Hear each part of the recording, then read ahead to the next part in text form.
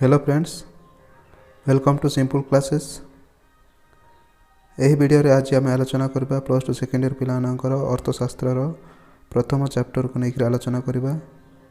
प्रथम चैप्टर अर्थशास्त्र परिसर बा स्कोप ऑफ इकोनॉमिक्स को लेकर यही वीडियो रे आम आलोचना करबा।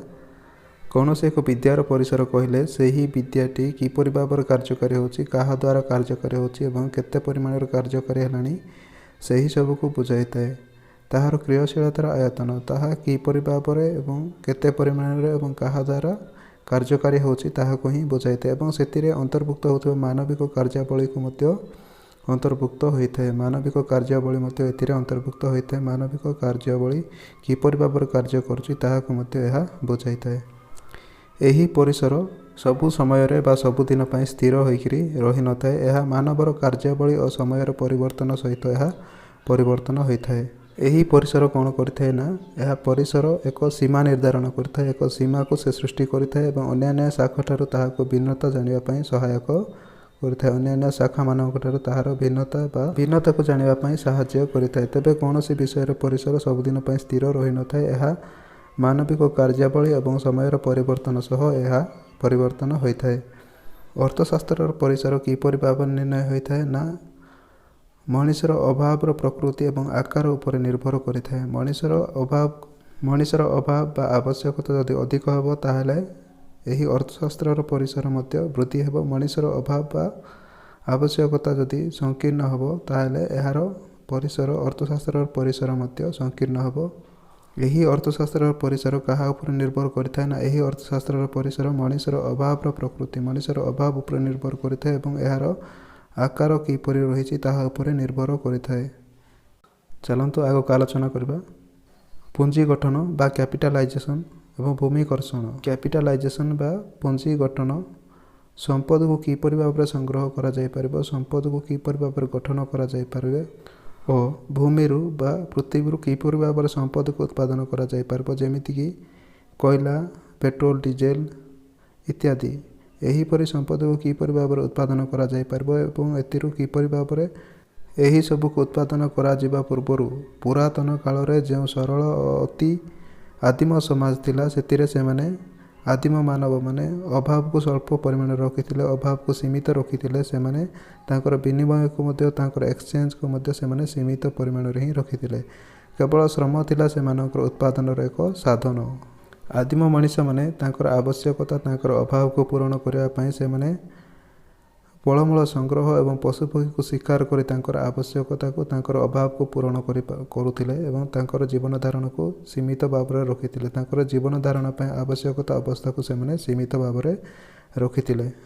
आदिम मनुष्य माने तांकर खाद्य पई से माने फलमूल उपर निर्भर करुथिले एवं पशुपक्षी मानन को शिकार करी तांकर खाद्य को से माने भरण करुथिले बा तांकर आवश्यकता बा अभाव को से माने पूरण करुथिले। तांकर जीवन धारण प्रणाली निम्न स्तर रे थिबारु से माने तांकर अभाव को से माने सीमित भाव रे रखिथिले। से माने पोशाक भाव रे गछर बकल को परिधान करी झरणा पानी को पानीय जल भाव रे व्यवहार करी तांकर जीवन धारण करुथिले। तांकर जीवन धारण प्रणाली को निम्न स्तर रे रखिथिले। आदिम मानव खाद्य संग्रहकारी और उपभोक्ता हिसाब रे निजर अर्थनैतिक कार्यकलाप को से माने जो खाद्य संग्रह करुथिले से माने तांकर खाद्य पई से माने फलमूल उपर निर्भर करुथिले एवं तांकर पशुपक्षी उपर निर्भर करुथिले। से माने फलमूल और पशुपक्षी को शिकार करी तांकर खाद्य को से माने भरण करुथिले। एहा को से माने उपभोग करी एहा को से माने व्यवहार उपयोग करी तांकर अर्थनैतिक दिगटी को से माने सीमित भाव रे रखिथिले। तांकर दैनंदिन जीवन रे अर्थनैतिक दिगटी को से माने सीमित भाव रे रखिथिले। एही प्रकृति रो मिलुथिबा उपादान को नेइकरे तांकर आवश्यकता को सीमित रखिथिले। एहा को उपभोग करी से माने तांकर आवश्यकता को सीमित रखिथिले। से माने विनिमय बंटन एवं किपरि उत्पादन करा जिवो ताहा को से माने जानि नथिले। एही परि भाव रे आदिम जुगर आरंभ करी वर्तमान जुग बा आधुनिक जुग पर्यंत अर्थनैतिक कार्यकलाप बा अर्थनैतिक कार्य सब परिवर्तन होई आसी अछि। एही सब अर्थनैतिक कार्यावली बा अर्थनैतिक कार्यकलापर मूलबिंदु उपभोग बोलकरी समस्त अर्थनैतिज्ञ माने एकमत होइकरी प्रकाश करछन्ति बा एकमत प्रकाश करछन्ति। तो उपभोग किपरि भाव सृष्टि होला ताहा को आमे जानिला। एबे आमे जानिबा कोन ना उत्पादन किपरि भाव सृष्टि होइछि ताहा को नेइकरी एबे आमे आलोचना करिबा। तो चलंतु समयर अतिबाहित हेबा सहित समयर परिवर्तन होई आसीबा सहित मनुष्यर अभाव वृद्धि पाइला। मनुष्यर ମାନସିକତା ମଧ୍ୟ ପରିବର୍ତ୍ତନ ହୋଇଥିବାରୁ ସେ ସମୟ ଅନୁସାରେ ତାର ଅଭାବ ତାର ଆବଶ୍ୟକତା ମଧ୍ୟ ବୃଦ୍ଧି ପାଇଲା। ସେଥିପାଇଁ ସମୟର ପରିବର୍ତ୍ତନ ସହିତ ପ୍ରକୃତି କୋଳରୁ ପ୍ରକୃତିରୁ ଯାହା ବି ମିଳୁଥିଲା, ଯାହାକୁ ସେମାନେ ସଂଗ୍ରହ କରି ଖାଦ୍ୟର ଅଭାବକୁ ପୂରଣ କରୁଥିଲେ, ତାଙ୍କର ଆବଶ୍ୟକତାକୁ ସେମାନେ ପୂରଣ କରୁଥିଲେ ଏବଂ ସେହି ଆବଶ୍ୟକତା ବୃଦ୍ଧି ପାଇଥିବାରୁ ତାଙ୍କର ଅଭାବ ବୃଦ୍ଧି ପାଇଥିବାରୁ ସେହି ପ୍ରକୃତି କୋଳରୁ ସେମାନେ ଯାହା ସବୁ ପାଉଥିଲେ ତାହା ସେମାନଙ୍କର ଅଭାବକୁ ପୂରଣ କରିପାରିଲା ନାହିଁ, ତାଙ୍କର ଆବଶ୍ୟକତା ପୂରଣ ହୋଇପାରିଲା ନାହିଁ। ଯାହା ପ୍ରକୃତି କୋଳରୁ ସେମାନେ ପାଉଥିଲେ ତାହା ଦ୍ୱାରା ତାଙ୍କର ଆବଶ୍ୟକତା ପୂରଣ ହୋଇପାରିଲା ନାହିଁ। ସେଥିପାଇଁ ସେମାନେ ବିଭିନ୍ନ ଦ୍ରବ୍ୟକୁ ଉତ୍ପାଦନ କରିବା ପାଇଁ ମଣିଷକୁ ବାଧ୍ୟ କଲା। ମଣିଷ ତାଙ୍କର ଆବଶ୍ୟକତା ବା ଅଭାବକୁ ପୂରଣ କରିବା ପାଇଁ ସେମାନେ ଭିନ୍ନ ଭିନ୍ନ ଦ୍ରବ୍ୟକୁ ଉତ୍ପାଦନ କରିବା ପାଇଁ ସେ ଆଗ୍ରହ ପ୍ରକାଶ କଲା। ସେ ଯାହାଦ୍ୱାରା କି ମଣିଷ କୃଷି କାର୍ଯ୍ୟ କରିବାକୁ ଆରମ୍ଭ କଲା ଏବଂ ସ୍ଥାୟୀ ଭାବରେ ଏକ ନିର୍ଦ୍ଦିଷ୍ଟ ସ୍ଥାନରେ ଏକ ଅନୁକୂଳ ପ୍ରାକୃତିକ ପରିବେଶରେ ସେ ବସବାସ କରିବାକୁ ଆରମ୍ଭ କଲା ଏବଂ ସେ କୃଷି କାର୍ଯ୍ୟ କରି ଶସ୍ୟ ଉତ୍ପାଦନ କଲା, ଲୁଗା ବୁଣିଲା, ଜଳାଶୟରୁ ମାଛ ଧରିଲା ଏବଂ ମୁଣ୍ଡ ଗୁଞ୍ଜିବା ପାଇଁ ଏକ ବାସଗୃହ ନିର୍ମାଣ କଲା। ଏକ ଗୃହ ସେ ନିର୍ମାଣ କଲା ବା ଏକ ଘର ସେ ତିଆରି କଲା। ସମୟର ପରିବର୍ତ୍ତନ ହେବା ସହିତ ମଣିଷର ଆବଶ୍ୟକତା ବା ଅଭାବ ବୃଦ୍ଧି ପାଇବାରୁ ମଣିଷ ଏହି ଅଭାବକୁ ପୂରଣ କରିବା ପାଇଁ ସେ ଉତ୍ପାଦନ କରିବା ପାଇଁ ପ୍ରଚେଷ୍ଟା କରିଛି। କୌଣସି ଦ୍ରବ୍ୟ ସାମଗ୍ରୀକୁ ସେ ଉତ୍ପାଦନ କରି ତା'ର ଆବଶ୍ୟକତା ପୂରଣ କରିବା ପାଇଁ ସେ ଚେଷ୍ଟା କରିଛି, ଯାହାଫଳରେ କି ଉତ୍ପାଦନର ଅନ୍ତର୍ଭୁକ୍ତ ହୋଇଛି ଏହି ଅର୍ଥନୈତିକ କାର୍ଯ୍ୟାବଳୀରେ। ତ ଜାଣିହେଲା କିପରି ଏହି ଉତ୍ପାଦନ ସୃଷ୍ଟି ହୋଇଛି ବା ଉତ୍ପାଦନ କିପରି ଭାବରେ ଅନ୍ତର୍ଭୁକ୍ତ ହୋଇଛି ଏହି ଅର୍ଥନୈତିକ କାର୍ଯ୍ୟାବଳୀରେ ବୁଝିହେଲା। ତ ଆମେ କ'ଣ ପଢ଼ିଲେ ଟିକେ ଆଲୋଚନା କରିନେବା। ପୂର୍ବରୁ ଟିକେ ମନେ ପକାଇ ନେବା ନା, ଯେତେବେଳେ ପୁଞ୍ଜି ଉତ୍ପାଦନ ହେଉନଥିଲା, ପୁଞ୍ଜି ଗଠନ ହୋଇନଥିଲା, ସେମାନେ ଭୂମିରୁ କିପରି ଭାବରେ ସମ୍ବଳ ଉତ୍ପାଦନ କରି ତାଙ୍କର ଆବଶ୍ୟକତା ପୂରଣ କରିବେ ତାହାକୁ ସେମାନେ ଯେତେବେଳେ ଜାଣିନଥିଲେ, ସେତେବେଳେ ସେମାନେ ତାଙ୍କର ପ୍ରାକୃତିରୁ ଯାହା ମିଳୁଥିଲା ତାହାକୁ ସେମାନେ ଉପଭୋଗ କରି ପଶୁପକ୍ଷୀମାନଙ୍କୁ ଶିକାର କରି ତାଙ୍କର ଆବଶ୍ୟକତା ପୂରଣ କରିବା ପାଇଁ ଚେଷ୍ଟା କରୁଥିଲା। କାରଣ ତାଙ୍କର ଅଭାବ ତାଙ୍କର ଆବଶ୍ୟକତା ସୀମିତ ଅବସ୍ଥାରେ ଥିଲା। ପ୍ରକୃତିରୁ ଯାହା ସବୁ ମିଳୁଥିଲା ତାହାକୁ ସେମାନେ ଉପଭୋଗ କରି ତାଙ୍କର ଆବଶ୍ୟକତାକୁ ସେମାନେ ସୀମିତ ରଖିଥିଲେ। କିନ୍ତୁ ସମୟର ପରିବର୍ତ୍ତନ ହେବା ସହିତ, ସମୟର ଅତିକ୍ରାନ୍ତ ହେବା ସହିତ, ମଣିଷର ମାନସିକର ପରିବର୍ତ୍ତନ ହେବା ସହିତ ମଣିଷର ଆବଶ୍ୟକତା ମଧ୍ୟ ବୃଦ୍ଧି ପାଇଛି, ମଣିଷର ଅଭାବ ମଧ୍ୟ ବୃଦ୍ଧି ପାଇଛି। ସେଥିପାଇଁ ସେ କ'ଣ କରିଛି ନା ଉତ୍ପାଦନ କରିବା ପାଇଁ ଚେଷ୍ଟା କରିଛି ଏବଂ ସେହି ଉତ୍ପାଦନ ଦ୍ୱାରା ସେ ତା'ର ଆବଶ୍ୟକତା ତା'ର ଅଭାବକୁ ସେ ପୂରଣ କରିବା ପାଇଁ ଚେଷ୍ଟା କରିଛି। ଏହି ଅର୍ଥନୈତିକ କାର୍ଯ୍ୟାବଳୀରେ ଉପଭୋଗରୁ କିପରି ଭାବରେ ଉତ୍ପାଦନ ସୃଷ୍ଟି ହୋଇଛି ତାହାକୁ ବୁଝିପାରିଥିବେ। ଯଦି ବୁଝିପାରୁନାହାନ୍ତି ତାହେଲେ କମେଣ୍ଟ ସେକ୍ସନରେ ଲେଖନ୍ତୁ, ମୁଁ ଆଉ ଥରେ ବୁଝାଇଦେବି। ଏବେ ଆମେ ଆଲୋଚନା କରିବା ଏହି ଅର୍ଥନୈତିକ କାର୍ଯ୍ୟାବଳୀ ମଧ୍ୟରେ ବିନିମୟ କିପରି ଭାବରେ ଅନ୍ତର୍ଭୁକ୍ତ ହେଲା ତାହାକୁ ନେଇକରି ଏବେ ଆମେ ଆଲୋଚନା କରିବା। ସମୟର ଅତିକ୍ରାନ୍ତ ହେବା ସହିତ ଜନସଂଖ୍ୟା ମଧ୍ୟ ବୃଦ୍ଧି ପାଇଛି। ଜନସଂଖ୍ୟା ବୃଦ୍ଧି ହେବା ଦ୍ୱାରା ମଣିଷର ଅଭାବ ମଧ୍ୟ ବୃଦ୍ଧି ପାଇଛି। ମଣିଷର ଅଭାବର ଗୁଣ ଏବଂ ପରିମାଣରେ ଏହାର ବୃଦ୍ଧି ପାଇଛି। ନିଜେ ଆବଶ୍ୟକ କରୁଥିବା ବିଭିନ୍ନ ଦ୍ରବ୍ୟ ସମୂହକୁ ଦ୍ରବ୍ୟ ସାମଗ୍ରୀକୁ ଏକାକୀ ଉତ୍ପାଦନ କରିପାରିଲା ନାହିଁ। ଜନସଂଖ୍ୟା ବୃଦ୍ଧି ହେବା ଦ୍ୱାରା ଏହାର ଅଭାବ ମଧ୍ୟ ବୃଦ୍ଧି ପାଇଲା ଏବଂ ସେ ଯାହା ଆବଶ୍ୟକ କରୁଥିଲା ତାହାକୁ ସେ ନିଜେ ଉତ୍ପାଦନ କରିପାରିଲା ନାହିଁ।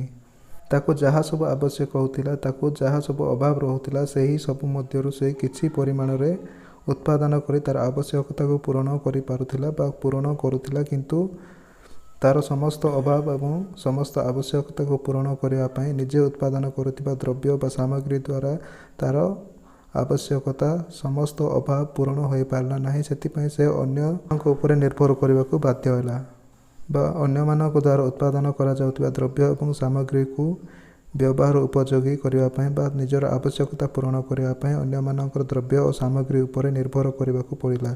କାରଣ ନିଜେ ଉତ୍ପାଦନ କରୁଥିବା ଦ୍ରବ୍ୟ ଓ ସାମଗ୍ରୀ ଦ୍ୱାରା ସମସ୍ତ ଅଭାବ ବା ସମସ୍ତ ଆବଶ୍ୟକତା ପୂରଣ ହୋଇପାରୁନଥିବାରୁ ସେ ଅନ୍ୟମାନଙ୍କ ଉପରେ ନିର୍ଭର କରିବାକୁ ଆରମ୍ଭ କଲା। ଆତ୍ମନିର୍ଭରଶୀଳତା ଜାଗାରେ ଅନ୍ତର୍ନିର୍ଭରଶୀଳତା ବୃଦ୍ଧି ପାଇଲା।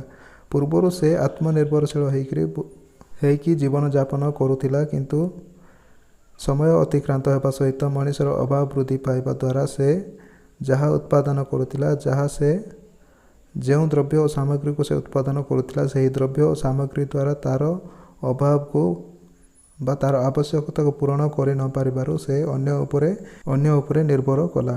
ବୁଝି ହେଉଛି ଆତ୍ମନିର୍ଭରଶୀଳତା ଏବଂ ଅନ୍ତର୍ନିର୍ଭରଶୀଳତା ମଧ୍ୟରେ ପାର୍ଥକ୍ୟ କ'ଣ? ନା, ଆତ୍ମ କହିଲେ ନିଜେ ଯାହା ଉତ୍ପାଦନ କରି ନିଜେ ନିଜର ଆବଶ୍ୟକତାକୁ ପୂରଣ କରିବା ପାଇଁ ଯାହା ବ୍ୟବହାର ଉପଯୋଗୀ କରୁଥିଲେ ତାହାକୁ ଆତ୍ମନିର୍ଭରଶୀଳତା ବୋଲିକରି କୁହାଯାଉଥିଲା। ଅନ୍ତର୍ନିର୍ଭରଶୀଳତା ବା ଆନ୍ତର୍ନିର୍ଭରଶୀଳତା କାହାକୁ କୁହାଯାଏ ନା, ନିଜର ଆବଶ୍ୟକତା ପୂରଣ କରିବା ପାଇଁ ଅନ୍ୟ ଉପରେ ନିର୍ଭର କରିବା, ଅନ୍ୟ ଦ୍ରବ୍ୟ ଓ ସାମଗ୍ରୀକୁ ଉପଭୋଗ କରି ନିଜର ଆବଶ୍ୟକତାକୁ ପୂରଣ କରିବା ବା ଅନ୍ୟ ଉପରେ ନିର୍ଭର କରିବାକୁ କୁହାଯାଇଥାଏ ଆତ୍ମନିର୍ଭରଶୀଳତା। ବୁଝିହେଲା? ଆତ୍ମନିର୍ଭରଶୀଳତା ଏବଂ ଆତ୍ମନିର୍ଭରଶୀଳତା ମଧ୍ୟରେ ପାର୍ଥକ୍ୟ କ'ଣ ବୁଝିହେଲା?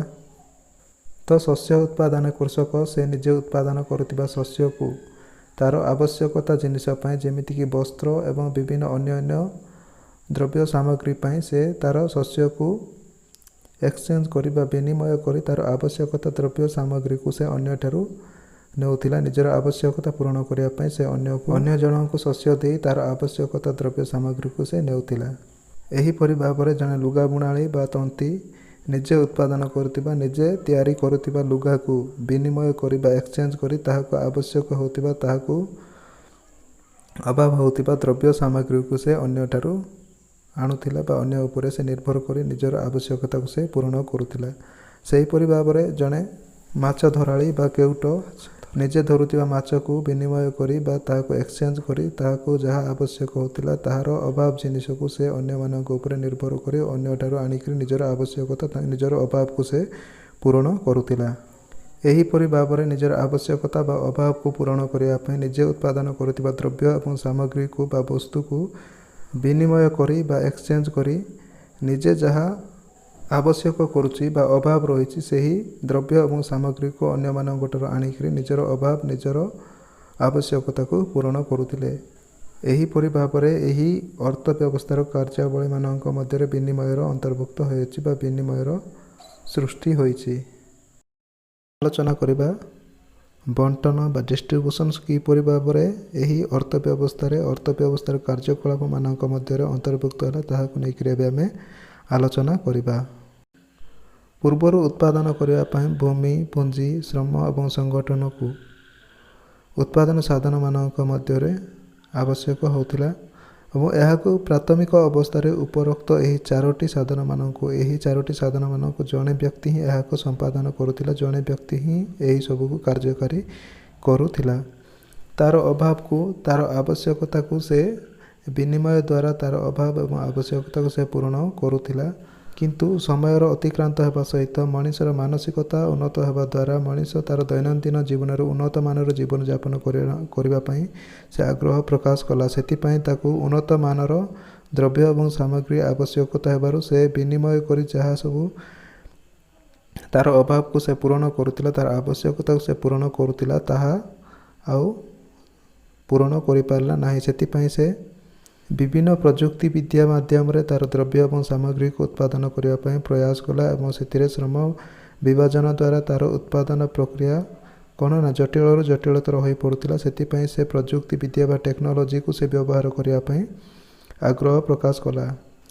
କ'ଣ ନା ପୁଞ୍ଜି ବା ପ୍ରଯୁକ୍ତି ବିଦ୍ୟାକୁ ପ୍ରୟୋଗ ନ କରି ଅର୍ଥକୁ ବ୍ୟବହାର ନ କରି ବା ଟେକ୍ନୋଲୋଜିକୁ ବ୍ୟବହାର ନ କରି କେବଳ ଶ୍ରମ ଦ୍ୱାରା ଉତ୍ପାଦନ ପ୍ରକ୍ରିୟା ଜଟିଳରୁ ଜଟିଳତର ହୋଇପଡ଼ିଲା। ଉତ୍ପାଦନ କରିବା ପାଇଁ ତାକୁ କଷ୍ଟକର ହୋଇପଡ଼ିଲା। ସେଥିପାଇଁ ସେ ବିଭିନ୍ନ ସାଧନର ମାଲିକମାନଙ୍କର ଗୋଷ୍ଠୀର ଉଦ୍ଭୁତ ହେଲା। ବିଭିନ୍ନ ପ୍ରକାର ମେସିନାରିଜ ବନାଇବା ପାଇଁ ମାଲିକାନା ବା ଇଣ୍ଡଷ୍ଟ୍ରିମାନଙ୍କର ସୃଷ୍ଟି ହେଲା ବା କମ୍ପାନୀମାନଙ୍କର ସୃଷ୍ଟି ହେଲା। ଏହି କମ୍ପାନୀମାନଙ୍କ ଦ୍ୱାରା ବିଭିନ୍ନ ଦ୍ରବ୍ୟ ସାମଗ୍ରୀ ଉନ୍ନତମାନର ଦ୍ରବ୍ୟ ସାମଗ୍ରୀ ସବୁ ଉତ୍ପାଦନ କରାଗଲା। ବିଭିନ୍ନ ଉନ୍ନତମାନର ମେସିନାରିଜକୁ ସବୁ ଉତ୍ପାଦନ କରାଗଲା, ଯାହାଫଳରେ କି ମଣିଷ ଉନ୍ନତମାନର ଜୀବନଯାପନ କରିବା ପାଇଁ ଆବଶ୍ୟକ ହେଉଥିବା ଉନ୍ନତମାନର ଦ୍ରବ୍ୟ ଏବଂ ସାମଗ୍ରୀକୁ ଉତ୍ପାଦନ କରିବା ପାଇଁ ଏହି ମେସିନାରିଜମାନଙ୍କୁ ପ୍ରୟୋଗ କରାଯିବ। ଏହି ମେସିନାରିଜମାନଙ୍କୁ ବ୍ୟବହାର ଉପଯୋଗୀ କରାଯାଇ ମଣିଷର ଉନ୍ନତମାନର ଦ୍ରବ୍ୟ ଏବଂ ସାମଗ୍ରୀକୁ ଉତ୍ପାଦନ କରାଯାଇପାରିବ। ଏହିସବୁ ଉନ୍ନତମାନର ଦ୍ରବ୍ୟ ଏବଂ ସାମଗ୍ରୀ ଉତ୍ପାଦନ କରିବା ପାଇଁ ଏକ ଇଣ୍ଡଷ୍ଟ୍ରି ବା ଏକ କମ୍ପାନୀକୁ କ'ଣ ଆବଶ୍ୟକ ହୋଇଥାଏ ନା ଭୂମି, ଶ୍ରମ, ପୁଞ୍ଜି ଏବଂ ସଂଗଠନ। ଏହି ଚାରୋଟି ଉତ୍ପାଦନ ସାଧନମାନଙ୍କର ଆବଶ୍ୟକ ହୋଇଥାଏ। କୌଣସି ଏକ ଦ୍ରବ୍ୟ ଏବଂ ସାମଗ୍ରୀ ଉତ୍ପାଦନ କରିବା ପାଇଁ ହେଲେ ଏହି ଚାରୋଟି ସାଧନ ଆବଶ୍ୟକ ହୋଇଥାଏ ବା ଚାରୋଟି ସାଧନ ଦ୍ୱାରା ହିଁ କୌଣସି ଦ୍ରବ୍ୟ ଏବଂ ସାମଗ୍ରୀକୁ ଉତ୍ପାଦନ କରାଯାଇପାରିବ। କୌଣସି ଦ୍ରବ୍ୟ କିମ୍ବା ସାମଗ୍ରୀ ଉତ୍ପାଦନ କରିବା ପାଇଁ ହେଲେ ଏହି ଚାରୋଟି ଉତ୍ପାଦନ ସାଧନମାନଙ୍କର ଆବଶ୍ୟକ ହୋଇଥାଏ ଭୂମି, ଶ୍ରମ, ପୁଞ୍ଜି ଏବଂ ସଂଗଠନ। ଏହି ଚାରୋଟି ଉତ୍ପାଦନ ସାଧନ ପାଇଁ ଅର୍ଥ ପ୍ରଦାନ କରିବାକୁ ପଡ଼ିଥାଏ। ଯିଏ କୌଣସି ଦ୍ରବ୍ୟ ଏବଂ ସାମଗ୍ରୀ ଉତ୍ପାଦନ କରିବାକୁ ଆସିଥାଏ, ଯିଏ କୌଣସି ଦ୍ରବ୍ୟ ଏବଂ ସାମଗ୍ରୀ ଉତ୍ପାଦନ କରିବା ପାଇଁ ଯେକୌଣସି କମ୍ପାନୀ ଆସେ ବା ଉତ୍ପାଦନ କରିବା ପାଇଁ ଚେଷ୍ଟା କରେ, ତାହେଲେ ଏହିସବୁ 4ଟି ଉତ୍ପାଦନ ପ୍ରକ୍ରିୟା ପାଇଁ ବା 4ଟି ଉତ୍ପାଦନ ସାଧନ ପାଇଁ ଅର୍ଥ ପ୍ରଦାନ କରିବାକୁ ପଡ଼ିଥାଏ। ଯେମିତିକି ଭୂମି ପାଇଁ ଅଧିଶେଷ ବା ରେଣ୍ଟ ପ୍ରଦାନ କରିବାକୁ ପଡ଼ିଥାଏ, କାରଣ ଜମି ତ ନିଜ ବାପାଙ୍କର ହୋଇନଥାଏ। ଅନ୍ୟ କାହା ଜମି ଉପରେ ଆପଣ କମ୍ପାନୀ ବସାଇବାକୁ ଚାହୁଁଛନ୍ତି, ଅନ୍ୟ କାହା ଜମି ଉପରେ ଆପଣ କମ୍ପାନୀ ବସାଇ କରି ବିଭିନ୍ନ ଦ୍ରବ୍ୟ ଏବଂ ସାମଗ୍ରୀ ଉତ୍ପାଦନ କରିବା ପାଇଁ ଚାହୁଁଛନ୍ତି। ସେଥିପାଇଁ ଆପଣଙ୍କୁ ସେହି ଜମି ପାଇଁ ଅନ୍ୟ ଯିଏ ଜମି ମାଲିକ ଅଛନ୍ତି ତାହାକୁ ରେଣ୍ଟ ଦେବାକୁ ପଡ଼ିଥାଏ, ତାହାକୁ ଅଧିଶେଷ ଦେବାକୁ ପଡ଼ିଥାଏ। ଠିକ୍ ସେହିପରି ଶ୍ରମିକ ପାଇଁ କ'ଣ ନା ଶ୍ରମିକ ପାଇଁ ୱେଜେସ୍ ବା ସାଲାରୀ ଦେବାକୁ ପଡ଼ିଥାଏ। ଆପଣ ଯେଉଁ ଦ୍ରବ୍ୟ ଏବଂ ସାମଗ୍ରୀ ଉତ୍ପାଦନ କରିବା ପାଇଁ ଯାହାକୁ ହାୟର କରିଛନ୍ତି, ଯେଉଁ ଶ୍ରମିକ ବା ଏମ୍ପ୍ଲୟିଜ୍କୁ ହାୟର କରିଛନ୍ତି, ତାହାକୁ ଅର୍ଥ ଦେବାକୁ ପଡ଼ିଥାଏ। ତାହାକୁ ପାରିଶ୍ରମିକ ଭାବରେ, ମଜୁରୀ ଭାବରେ ବା ସାଲାରୀ ଭାବରେ ତାହାକୁ ଅର୍ଥ ଦେବାକୁ ପଡ଼ିଥାଏ। କାରଣ କୌଣସି ବ୍ୟକ୍ତି ବିନା ମୂଲ୍ୟରେ ବା ବିନା ଅର୍ଥରେ ସେ କୌଣସି କାର୍ଯ୍ୟ କରିନଥାଏ, ସେଥିପାଇଁ ତାହାକୁ ଅର୍ଥ ଦେବାକୁ ପଡ଼ିଥାଏ। ଆଣ୍ଡ 3 ନମ୍ବର କ'ଣ ନା କ୍ୟାପିଟାଲକୁ ନେଇକରି ଆମକୁ କ'ଣ ଇଣ୍ଟରେଷ୍ଟ ଦେବାକୁ ପଡ଼ିଥାଏ। ଏହି କ୍ୟାପିଟାଲ ବା ପୁଞ୍ଜି ପାଇଁ କ'ଣ ଇଣ୍ଟରେଷ୍ଟ ଦେବାକୁ ପଡ଼ିଥାଏ। ଯେଉଁମାନେ ଶ୍ରମିକମାନେ ସେମାନେ ତାଙ୍କର ମଜୁରୀ ଆକାରରେ ବା ସାଲାରୀ ଆକାରରେ ପଇସା ପାଇବା ପରେ ବା ଅର୍ଥ ପାଇବା ପରେ ଏବଂ ଲ୍ୟାଣ୍ଡକୁ ରେଣ୍ଟ ଆକାରରେ ଯେଉଁ ଅଧିଶେଷ ବା ରେଣ୍ଟ ପ୍ରଦାନ କରାଯାଇଥାଏ, ଠିକ୍ ସେହିପରି କ୍ୟାପିଟାଲକୁ ମଧ୍ୟ କ'ଣ ନା କ୍ୟାପିଟାଲକୁ ଇଣ୍ଟରେଷ୍ଟ ପ୍ରଦାନ କରାଯାଇଥାଏ। ଏବଂ ସଂଗଠନକୁ କ'ଣ ପ୍ରଦାନ କରାଯାଇଥାଏ ବା ସଂଗଠନ ବା ଏଣ୍ଟରପ୍ରେନ୍ୟରସିପ୍ ବା ଅର୍ଗାନାଇଜେସନ୍ କ'ଣ ପାଇଥାଏ ନା ଏହି ସମସ୍ତଙ୍କୁ ପ୍ରଦାନ କରିସାରିବା ପରେ ଯାହା ବଳକା ହୋଇଥାଏ ଏକ ସଂଗଠନ ବା ଏକ କମ୍ପାନୀକୁ, ତାହା ତା'ର ବଳକା ଅଂଶ ତାହାକୁ କ'ଣ ପ୍ରଫିଟ୍ ହୋଇଥାଏ ବା ଲାଭ ହୋଇଥାଏ। ଏକ ସଂଗଠନ କ'ଣ ସେ ପାଇଥାଏ ନା ଏକ ସଂଗଠନ ପ୍ରଫିଟ୍ ପାଇଥାଏ ବା ଏଣ୍ଟରପ୍ରେନ୍ୟରସିପ୍ ବା କ'ଣ ନା ଅର୍ଗାନାଇଜେସନ୍ ପ୍ରଫିଟ୍ ପାଇଥାଏ। ଏହିପରି ଭାବରେ ବଣ୍ଟନ ବା ଡିଷ୍ଟ୍ରିବ୍ୟୁସନ୍ର ଅଭ୍ୟୁଦୟ ହୋଇଥିଲା ବା ସୃଷ୍ଟି ହୋଇଥିଲା ଏହି ଅର୍ଥ ବ୍ୟବସ୍ଥା କାର୍ଯ୍ୟାବଳୀମାନଙ୍କ ମଧ୍ୟରେ। ଏହି ଅର୍ଥ ବ୍ୟବସ୍ଥାର କାର୍ଯ୍ୟାବଳୀ ମଧ୍ୟରେ ଏହା ସୃଷ୍ଟି ହୋଇଥିଲା ଡିଷ୍ଟ୍ରିବ୍ୟୁସନ୍ସ ବା ବଣ୍ଟନ ବିଷୟଟି। ବୁଝି ହେଉଛି? ଯଦି ବୁଝି ହେଉଛି ତାହେଲେ ଚ୍ୟାନେଲଟିକୁ ସବସ୍କ୍ରାଇବ୍ କରନ୍ତୁ। ସବସ୍କ୍ରାଇବ୍ ସହିତ ବେଲ୍ ଆଇକନ୍କୁ ମଧ୍ୟ ଅନ୍ କରନ୍ତୁ, ଯାହାଦ୍ୱାରା କି ଏହିପରି ଭାବରେ ଏଜୁକେସନ୍ ରିଲେଟେଡ଼୍ ଭିଡ଼ିଓକୁ ମୁଁ ଯେତେବେଳେ ଅପଲୋଡ଼ କରିବି ସେତେବେଳେ ଆପଣଙ୍କ ପାଖରେ ନୋଟିଫିକେସନ୍ଟି ଆସିଯିବ। ଏହିପରି ଏଜୁକେସନାଲ୍ ଭିଡ଼ିଓସ୍ ପାଇବା ପାଇଁ ଚ୍ୟାନେଲଟିକୁ ସବସ୍କ୍ରାଇବ୍ କରିବା ପାଇଁ ଭୁଲନ୍ତୁ ନାହିଁ ଏବଂ ଭିଡ଼ିଓଟିକୁ ଲାଇକ୍ କରନ୍ତୁ ଏବଂ ଆପଣଙ୍କର ସାଙ୍ଗମାନଙ୍କ ସହିତ ମଧ୍ୟ ସେୟାର କରିବା ପାଇଁ ଭୁଲନ୍ତୁ ନାହିଁ, ଯାହାଦ୍ୱାରା କି ଆପଣଙ୍କର ସାଙ୍ଗମାନଙ୍କର ମଧ୍ୟ ବ୍ୟବହାର ଉପଯୋଗୀ ହୋଇପାରିବ। ଧନ୍ୟବାଦ।